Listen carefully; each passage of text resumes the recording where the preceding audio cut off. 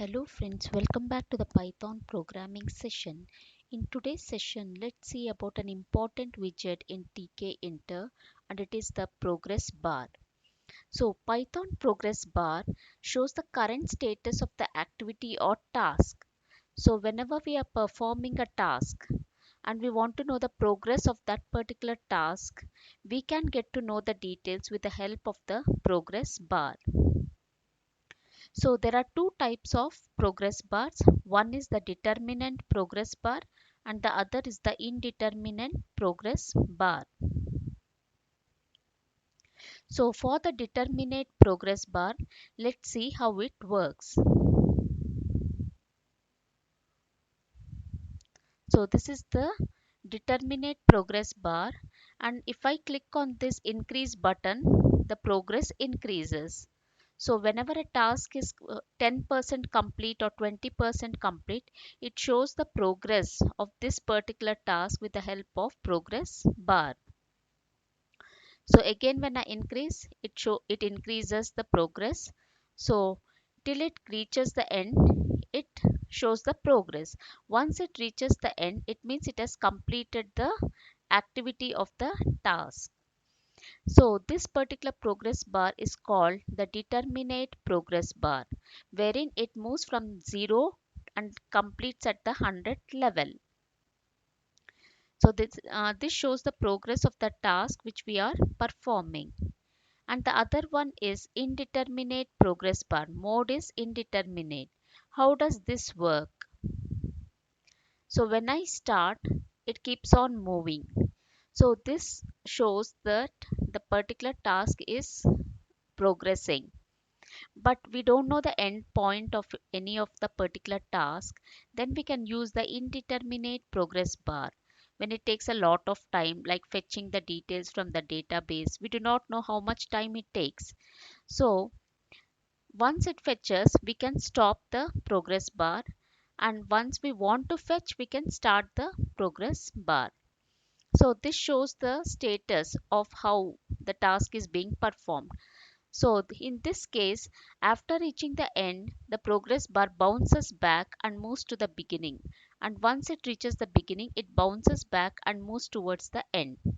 So these are the two types. One is the determinate and the other one is the indeterminate progress bar. In today's session, let's see how we can code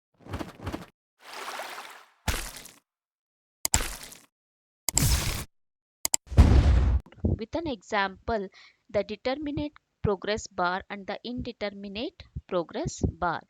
And one more thing, the progress bar is present in the TTK module of Tkinter. So from Tkinter, import star. From Tkinter, import TTK because progress bar is of Tkinter. Setting my main window by calling it as win equal to tk win.geometry.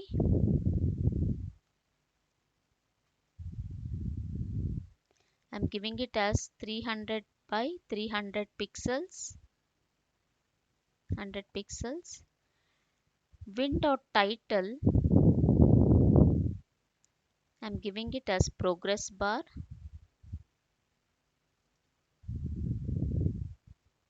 So here I've created my main window. Now let's create a progress bar. So P equal to ttk dot progress bar. Place it in the main window. Here we are having a parameter called orient, in which I am specifying it as equal to horizontal. We can also have a vertical progress bar, and initial value of the progress bar I'll keep it as equal to 20. Length I'm giving it equal to 200, and maximum is equal to 200. So the minimum value is 0, the maximum value is 200 for this particular horizontal progress bar. And now I have to give the mode. So firstly, let's see the determinate progress bar. Determinate. So mode is determinate.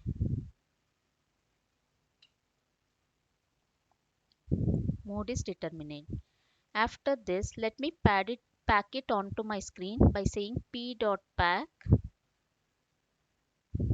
Pad x, let me give it as 10. Pad y as 10.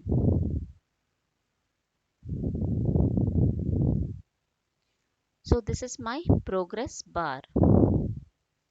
Now let me have a button. On the click of the button, the status of the progress bar should increase. So button 1 equal to button. Place it on the main window. Text for this is equal to increase. And command what it should execute. Command is equal to increase. And now let me place it onto my screen by saying button1.pack. Pad x equal to 10. Pad y, I'm giving it equal to 10. And let me call my main event loop win.main loop. So now I have to write the function called increase, because on the click of the button it calls the function increase. So def increase. Over here I'm changing the value. Whenever I click, I want my progress bar to increase by 10. So value is initially 20. So when I click the button, it should become 30. The status of the progress bar should be 30%. So for this, I have to say P. In the list format, I have to say value. Value is this particular value. Initially it was 20. So P of value plus equal to 10. So I'm increasing it by 10 on every click of the button.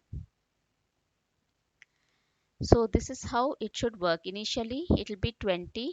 If I don't give 20, it will start from 0. The progress bar value starts from 0. Since I've given 20, it will start from 20 value. So now when I run the code,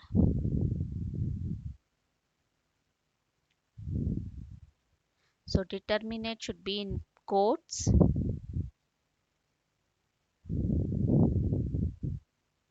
So now if I run the code,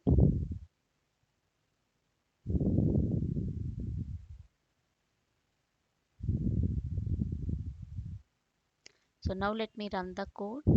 I get my progress bar which is having 20 value. It has filled 20%. So now when I increase, when I click on the increase button,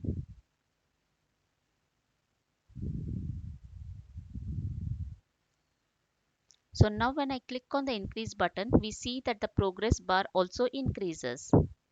So it has increased. Again on the click, every time it increases the value by 10. So and then it reaches the end. That means it has completed 100%. So this can be used in scenarios where we want to upload a file and we need to know whether it is fully completed till. So the uploading shows 0% completed, 10% completed, 20, and at the end when it reaches the 100 position, it tells the upload is completed. So in such scenarios, to make it interactive, on the click of the button, to make it interactive to the user, we can show the status of the task with the help of the progress bar. This is the determinate progress bar. Now let's look into the indeterminate progress bar. For this, let me remove off the value part. Length equal to 200. I need not have the maximum value also. Mode equal to indeterminate. And now I have two buttons. One is the start button and it calls the function start. And I have one more button which is the stop button.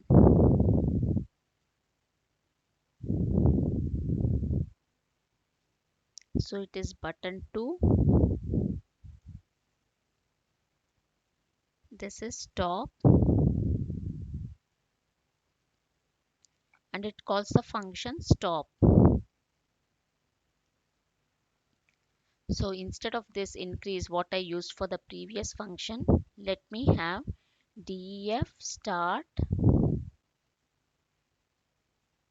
and let me say p dot start. It's a method. Start is a method in the progress bar. And I've given interval. I've given the default interval.